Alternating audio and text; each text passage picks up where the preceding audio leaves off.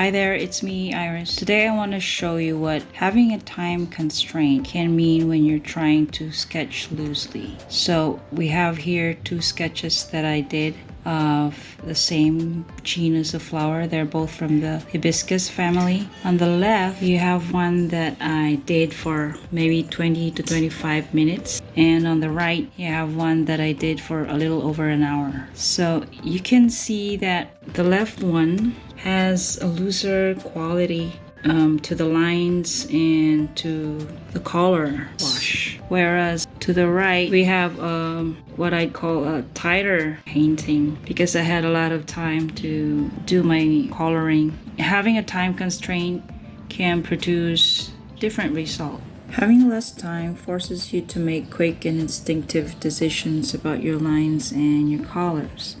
And it also preserves your mistakes because you're not bound to correct them.